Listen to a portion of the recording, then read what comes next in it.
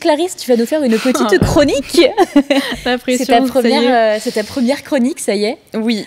Pour cette première, je me suis demandé quel sujet je pouvais aborder et dans la présentation de la chronique que j'avais pu faire lors de l'émission anniversaire, j'avais évoqué qu'on présenterait notamment des initiatives, des méthodes, des collectifs autour de l'éthique, de l'écologie et autres sujets engagés dans le vaste domaine qu'est le design, et comment aussi on pouvait contribuer en tant que designer, artiste, à modifier nos imaginaires, voire à en créer de nouveaux.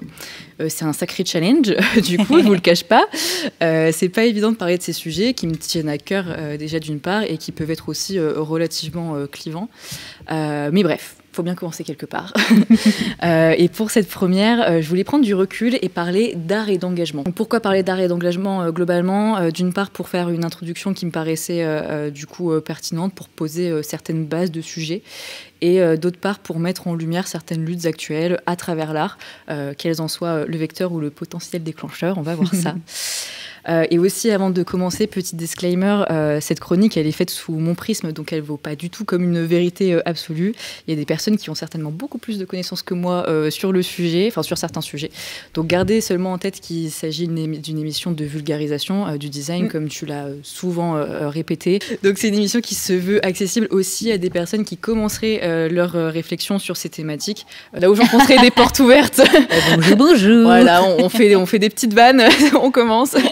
Là où j'enfoncerai des portes ouvertes pour certaines personnes, j'en ouvrirai peut-être pour d'autres, et c'est le principal. Je vous invite dans tous les cas à vous informer plus en profondeur sur les éléments dont je vais parler. Et pour commencer, petite devinette pour trouver l'artiste que je vais présenter ce soir. Avec une ref vraiment à la pointe de la modernité, voilà, le père Fouras. Je l'ai tellement bien fait. Je suis un artiste mondialement connu. Mais mon identité reste inconnue. Mon art se trouve dans la rue. Oui, j'ai tout fait pour que ça rime. Qui suis-je? Il y a eu 2 guests de Banksy, 3 guests de Banksy. Okay. Vous l'avez deviné, il s'agit bien de Banksy, qui est l'un des street artistes les plus connus de sa génération. Pourquoi lui? Tout simplement parce que lorsqu'on évoque art et engagement, c'est souvent son nom qui ressort auprès du grand public. Et le fait qu'il fasse de l'art de rue n'y est pas pour rien.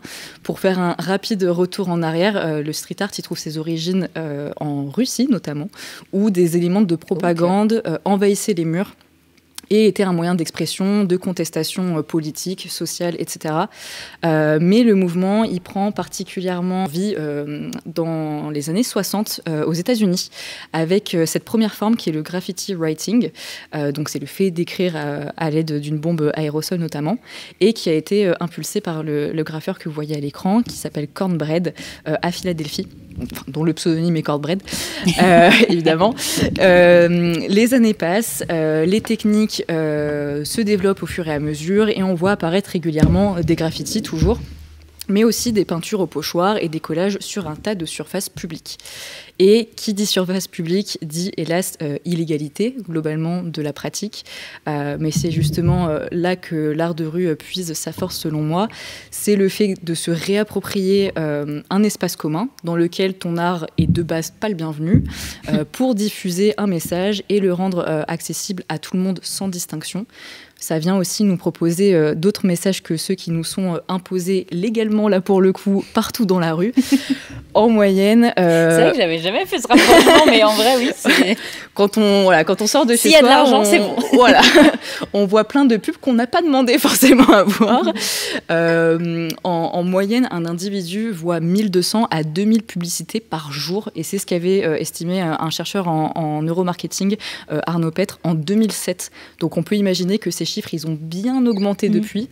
Il y a eu plein d'autres études aussi en étendant un petit peu la recherche sur des stimuli comme des logos de marque, etc. Et là, ça atteint des chiffres monstrueux. Donc voilà. Bref, l'art de rue, c'est un art contestataire par essence et certaines artistes vont s'en servir pour faire passer des messages engagés et visibiliser certains sujets, comme c'est le cas de Banksy. Donc Banksy, il commence ses travaux artistiques dans les années 90, mais il va mondialement se faire connaître surtout en 2005, lorsqu'il va réaliser une série de 9 peintures au pochoir sur le mur de séparation israélien au niveau de Bethléem, et qui visait justement à dénoncer d'une part la construction du mur, à redonner espoir aux habitants palestiniennes et à véhiculer un message de paix.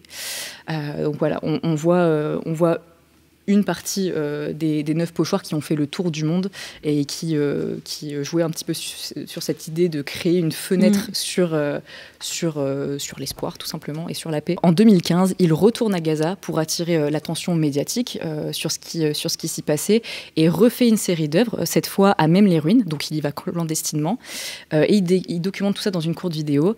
Il y avait notamment cet immense chat que vous avez vu passer, qui cherche à s'amuser avec une pelote de ferraille qu'on voit en bas à gauche de l'écran, et qui faisait référence aux enfants gazaouis. Et cette deuxième mise en lumière, elle va venir être appuyée quelques jours après avec un rapport de l'Oxfam, dont je vous ai mis le logo, qui est une confédération internationale de lutte contre la pauvreté et les inégalités. Pour résumer, il y a notamment une antenne de bénévoles qui se trouve à Lyon, si jamais. Et qui mettait une nouvelle fois en avant les conditions désastreuses de cette prison à ciel ouvert, comme avait pu être surnommée Gaza. Aujourd'hui, forcément, presque 10 ans après de nouveau, ces œuvres, elles font tristement écho. Évidemment, il y a de nombreuses autres œuvres à citer qui ont été réalisées au cours des 20 dernières années et qui mettent en avant d'autres luttes et d'autres sujets, comme les violences conjugales, par exemple, avec ce street art réalisé pour la Saint-Valentin de 2023 et qui prend appui sur des éléments de décor, comme un congélateur à l'abandon. C'est quelque chose que Banksy fait beaucoup, le fait de créer une œuvre qui est en 2D, à l'origine, et qui va venir se déployer en 3D pour s'ancrer encore davantage dans le réel, en s'appuyant sur des éléments de décor. Ou encore sa dernière œuvre en date qui a été réalisée en mars 2024 et qui vient redonner vie à un arbre sans feuilles et qui fait écho à l'effondrement climatique, pour reprendre les mots d'Antonio Guterres. Voilà. Avec ces exemples, et il y en a des dizaines d'autres, vraiment, je vous invite à aller checker. Son œuvre au global est hyper complète, et il est très présent sur Instagram notamment, où on peut le suivre assez régulièrement. Mais avec ces exemples, l'engagement de Banksy paraît assez évident, tellement qu'il va un peu finir par devenir la coqueluche des médias. Et on trouve des articles le mentionnant comme étant le Robin des Bois de l'art contemporain, notamment. Et ça va lui donner la cote auprès des galeries d'art et des collectionneurs-collectionneuses, notamment. Si ces street art ne sont pas effacés, ils sont souvent récupérés par leurs propriétaires qui sont là où les personnes à qui appartiennent le mur sur lequel a été faite l'œuvre. Évidemment, même si on sait que ça vient de lui, il ne va pas réclamer la propriété d'une pratique qui est illégale, sinon il aurait plus de problèmes que ça. Et c'est notamment le cas du masque de la Saint-Valentin que je vous ai présenté juste avant, qui appartient à la ville britannique de Margate et à une copropriété de multi-actionnaires à qui a été vendue une partie des parts de l'œuvre. La valeur de l'œuvre est estimée aujourd'hui à 7,64 millions de dollars. Et comme vous le voyez à l'écran, le mur a été tout bonnement démonté pour pouvoir être exposé dans une galerie londonienne huppée, bien loin d'où elle vient. Et cette folie des prix, forcément, avec le temps, l'artiste a voulu la dénoncer en donnant une reproduction de son célèbre street art « La petite fille au ballon » que vous voyez à l'écran, qui a été faite la première fois du coup en 2002 à Londres. Et donc il en a fait une reproduction qu'on voit à droite, qu'il a donnée à un ami, on ne sait pas trop, a priori c'est un ami, en 2006. Et puis, en 2018, soit 12 ans plus tard, cette reproduction, elle a été mise aux enchères. Et au moment où elle est achetée, pour la modique somme d'1,2 million d'euros, il se passe ça. Je vous laisse voir. Voilà, tout le monde est content. Elle a été achetée extrêmement cher. Et là, l'œuvre est autodétruite en direct. Ça, c'était fou, en vrai. C'était fou. Tout le monde est choqué dans la salle, évidemment, personne ne comprend ce qui se passe. L'œuvre est enlevée illico presto de la salle. Et en fait, il avait caché dans le cadre de la toile une déchiqueteuse télécommandée 12 ans auparavant, justement, au cas où l'œuvre serait vendue aux enchères. On voit le mécanisme mis en place qu'il avait documenté en vidéo. Il est pas mal suivi, il fait souvent des vidéos pour montrer ce qu'il fait, encore une fois, sur Instagram et sur YouTube, notamment. Donc voilà, il avait caché cette déchiqueteuse télécommandée 12 ans auparavant.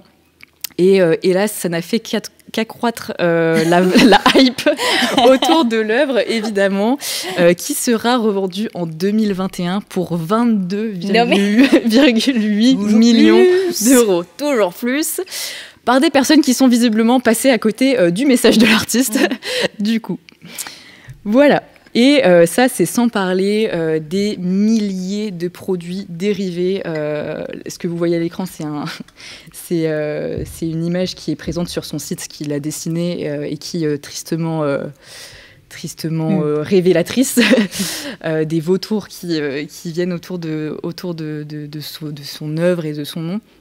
Donc ça, c'est sans parler des milliers de produits dérivés, expos ou fausses collabs qui sont faites sans son consentement dans le but de générer du profit.